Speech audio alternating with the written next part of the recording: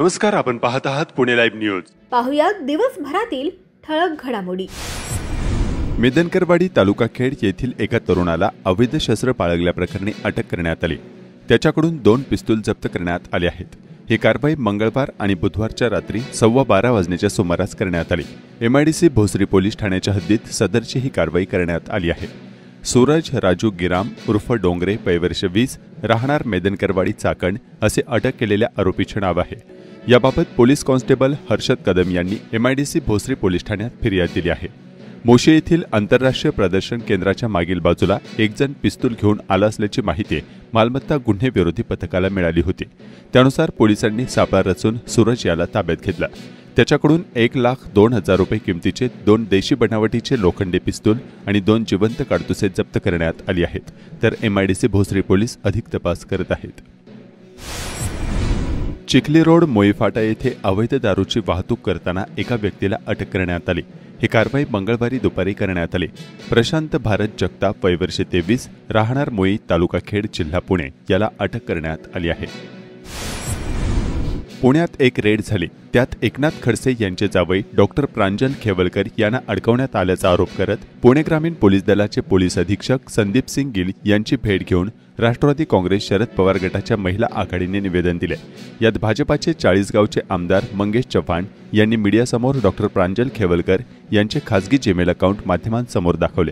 ड्राईव्हमधील खासगी गोष्टी बाहेर दाखवल्या. हा सायबर क्राईम तर आहेच, शिवाय दडपशाहीचा नवा फंड आहे. आमदार मंगेश चव्हाण यांच्या कृतीमुळे आमच्यासाठी भीतीचे वातावरण निर्माण झाले आहे. तरी आमदार मंगेश चव्हाण यांच्यावर गुन्हा दाखल करावा आणि आम्हाला सुरक्षित वातावरण मिळावे अशी विनंती करण्यात आली. पुणे जिल्हा महिला राष्ट्रवादी काँग्रेस शरद पवार पक्षाच्या जिल्हाध्यक्ष भारती शेवाळे, खेड तालुका अध्यक्ष श्रद्धा सांडभोर आदींसह पदाधिकारी उपस्थित होत्या. पिंपरी चिंचवड महानगरपालिकेच्या हद्दीत खेड तालुक्याच्या सीमेवर मोशी परिसरात देहू आळंदी रस्ता येथील अंदाजे 18,051 चौरस फूट क्षेत्रफळ असलेली 16 अनधिकृत बांधकामे निष्कासित करण्यात आली आहेत. या कारवाईमध्ये अनधिकृत पत्राशेड व अनधिकृत बांधकामांचा समावेश होता. पिंपरी चिंचवड महानगरपालिकेच्या वतीने निष्कासनाची कारवाई करण्यात आली. चाकणजवळील नाणेकरवाडी ठाकर वस्तीतील किरण सुरेश राठोड यांच्या 1.5 वर्षीय मुलीचा घरात खेळत असताना पाण्याच्या टाकीत तिचा दुर्दैवी मृत्यू झाल्याची घटना घडली आहे. चासकमान धरण सद्यस्थितीमध्ये 94.79% भरलेले आहे. पाणलोट क्षेत्रात पाऊस चालू असून धरणामध्ये येवा प्राप्त होत आहे. तरी धरणातील पाणीसाठा नियंत्रित करण्याकरता सांडव्याद्वारे बुधवारी दिनांक 30 जुलै 2025 रोजी सायंकाळी 6:30 वाजता भीमा नदी पात्रामध्ये 1600 क्युसेक्स विसर्ग करण्यात येणार असल्याचा चासकमान पाटबंधारे विभाग यांच्याकडून सांगण्यात आला. चाकण औद्योगिक क्षेत्रातील गंभीर वाहतूक कोंडी आणि रस्त्यांच्या समस्यांबाबत अखेर शासनाने दखल घेतली असून सार्वजनिक बांधकाम मंत्री शिवेंद्रसिंह राजे भोसले यांच्या दालनात झालेल्या उच्चस्तरीय बैठकीत महत्त्वाचे निर्णय घेण्यात आले. या बैठकीत आमदार बाबाजी काळे यांनी चाकण औद्योगिक क्षेत्रातील वाहतूक कोंडी आणि रस्त्यांच्या समस्यांकडे लक्ष वेधले. त्यांच्या पाठपुराव्यामुळे काही महत्त्वाचे निर्णय घेण्यात आले.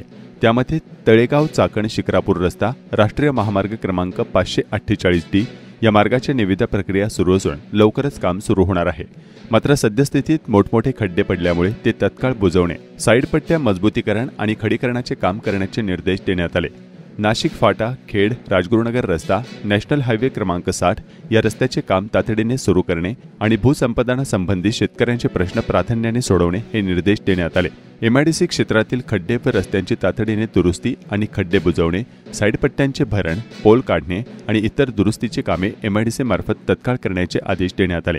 या बैठकीत आमदार बाबाजी काळे, आमदार सचिन आहेर, आमदार सुनील शेळके, आमदार महेश लांडगे तसेच माजी आमदार बाळा भेगडे यांच्यासह अप्पर मुख्य सचिव, सार्वजनिक बांधकाम विभाग आणि वरिष्ठ अधिकारी उपस्थित होते. या बैठकीत घेतलेले निर्णय चाकण औद्योगिक क्षेत्रातील रहिवासी, कामगार आणि वाहन चालकांसाठी मोठा दिलासा देणारे ठरणार आहेत. PMRDAच्या तिथं बैठकीत त्या दिवशी असं ठरलं की फक्त खड्डे तर भरणार. सर पण म्हटले आमच्याकडे कुठं नाही प्रोजेक्ट मधून आहे म्हणले 30-35 लाख तेवढं भरतो. एवढं ते काय होण्यासारखं नाहीये.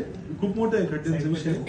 परंतु साईड पट्ट्या जे आहेत ना, आता काय आलंय PMRDAने चाकण MIDC मधील मॅचवेल इंजिनिअरिंग प्रायव्हेट लिमिटेड कुरुळी येथील कंपनीत सकाळी 11:30 वाजता आग लागली. सदर आग विझवण्यासाठी चाकण नगर परिषद अग्निशमन यंत्रणा यांनी तातडीने घटनास्थळी पोहोचत आग आटोक्यात आणल्याने मोठी दुर्घटना टळली.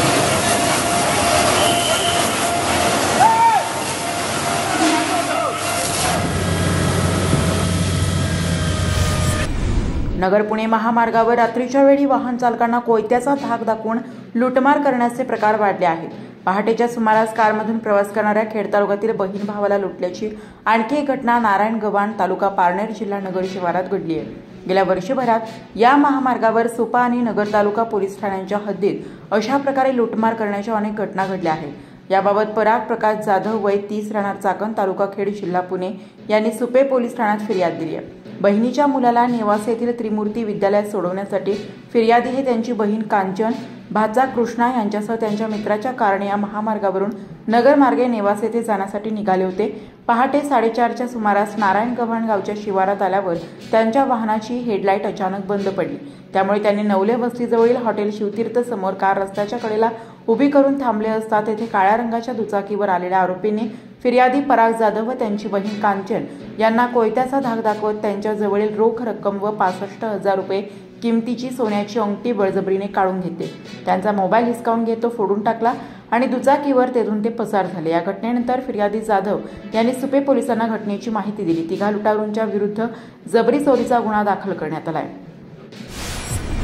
राजगुरुनगर शहरात मोकाट कुत्र्यांचा वावर वाढलाय. यामुळे पादचारी आणि दुचाकीस्वार भीतीच्या छायेखाली वावरताना दिसत आहेत. अचानक रस्त्यात आडव्या येणाऱ्या कुत्र्यामुळे दुचाकीस्वारांच्या अपघातांच्या घटना वाढल्या आहेत. सकाळी मॉर्निंग वॉकला जाणारे नागरिक देखील त्रस्त होत आहेत. राजगुरुनगर नगर परिषद यावर काहीच कारवाई करत नसल्याचा नागरिकांचा आरोप आहे.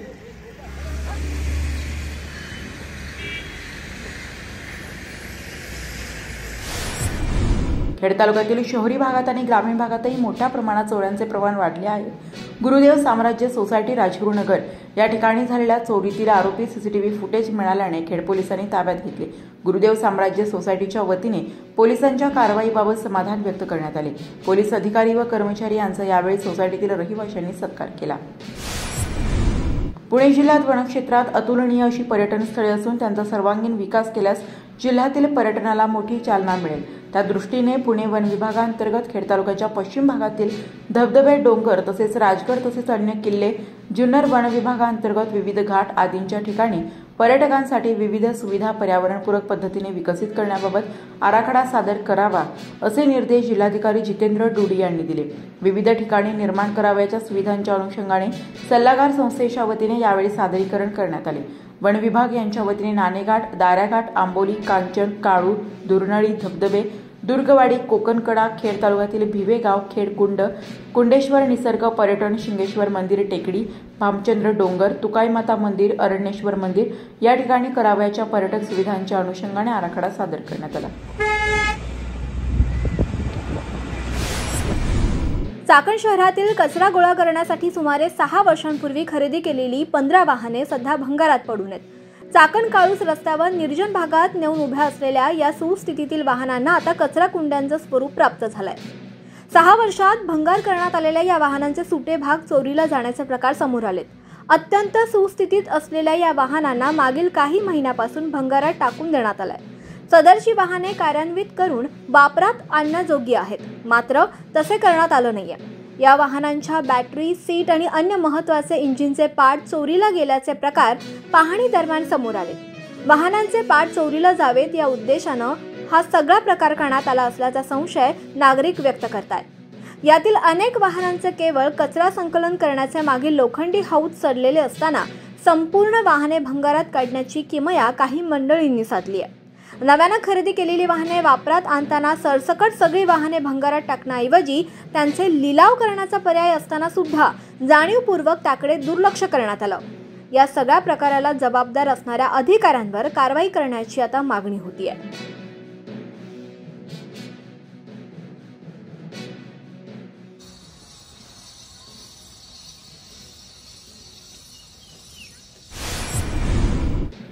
चाकण शिक्रापूर रोडवरील खड्ड्यांमुळे वाहन चालकांना प्रचंड त्रास सहन करावा लागत होता. स्थानिक नागरिकांनी वारंवार केलेल्या मागण्यांनंतर अखेर प्रशासनाने दखल घेतली आहे. खड्डे पडलेल्या ठिकाणी GSB ग्रॅन्युलर सब बेस खडी टाकण्याचे काम सुरू झाले आहे. यापूर्वी पावसाळ्याच्या दिवसात योग्य प्रक्रिया न पाळता मुरुम टाकल्यामुळे रस्ते काही दिवसातच उकळून खड्ड्यांनी भरले होते, त्यामुळे अपघातांचे प्रमाण वाढले होते.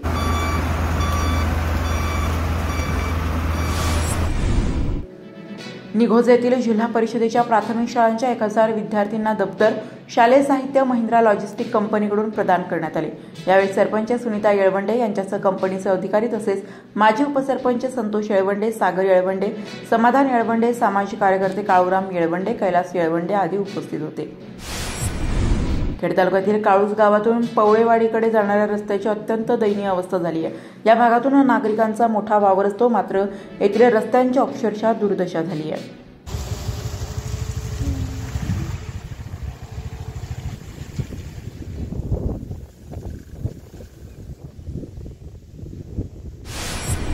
चाकण एमआयडीसी मधून जाणाऱ्या तळवडे ते महाळुंगे एमआयडीसी व महिंद्रा सर्कल ते महिंद्रा कंपनी या भागात मोठ्या प्रमाणावर वाहतूक कोंडी होत असल्याचे पुण्याच्या दर्शकांनी येथील फोटो व व्हिडिओ पाठवून कळवले आहे.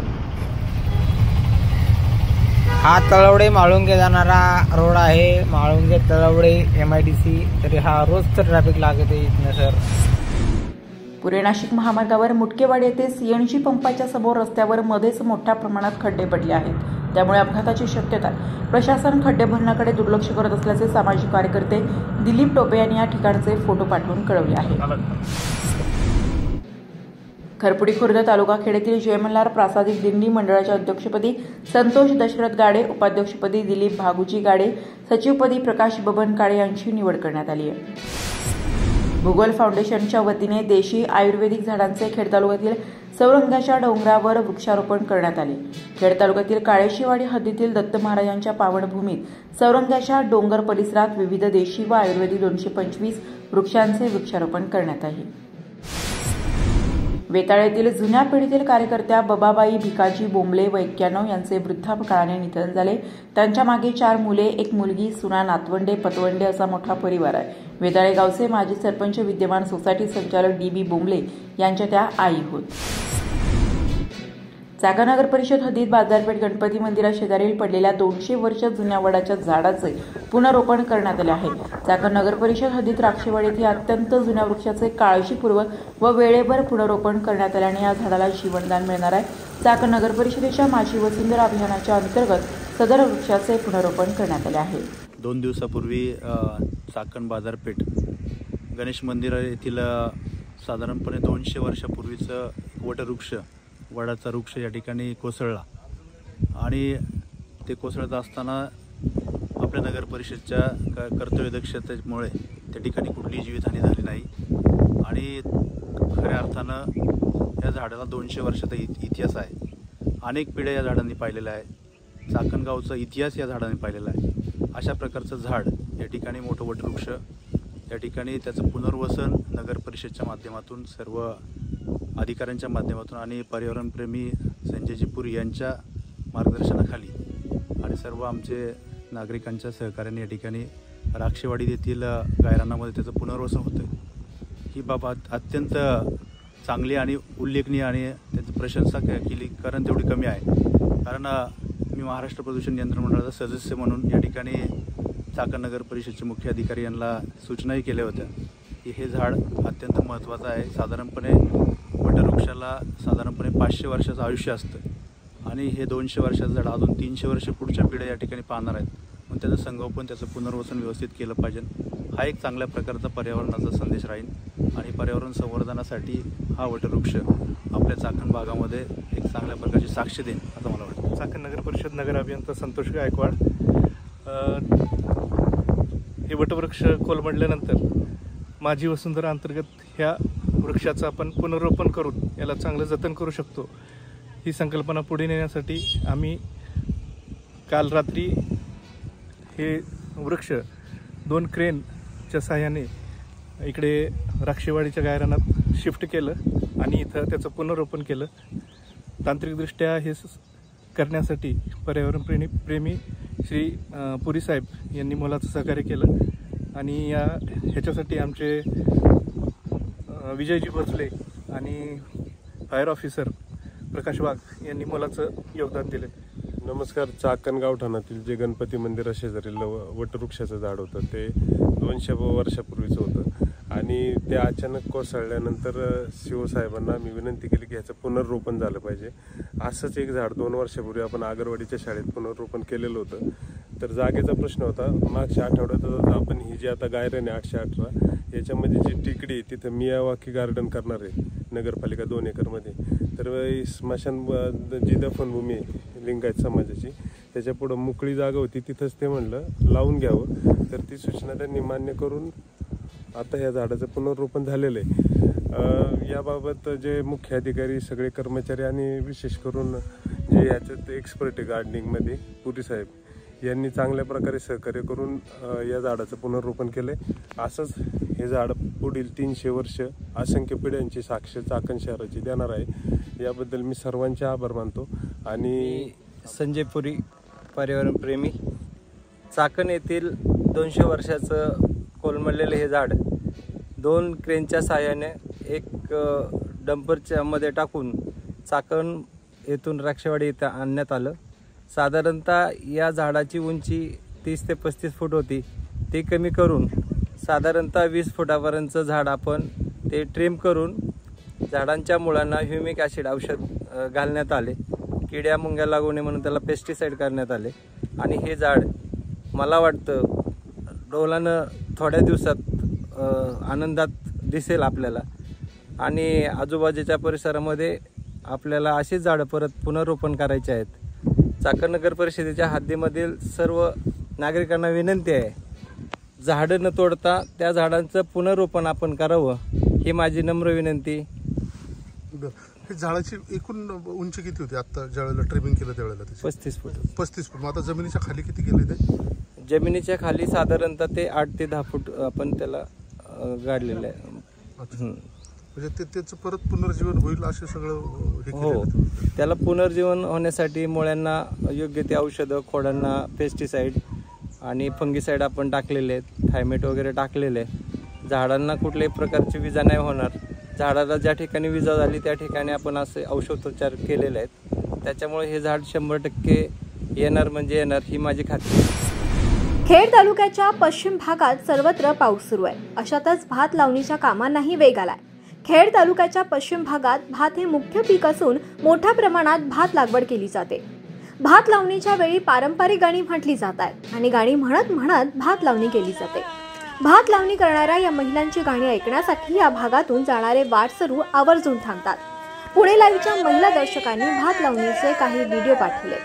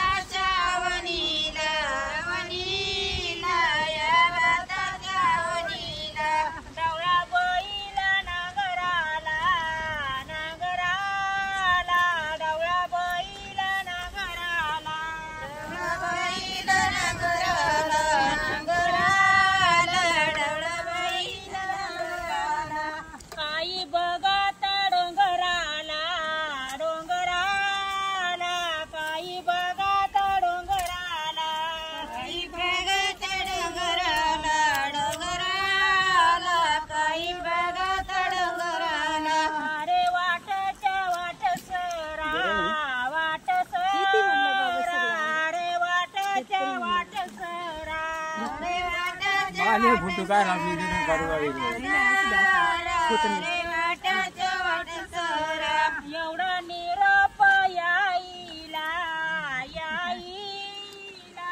काही इकडून ये बात का ना त्याच्यावर निघून इकडे मग आला जागा इकडे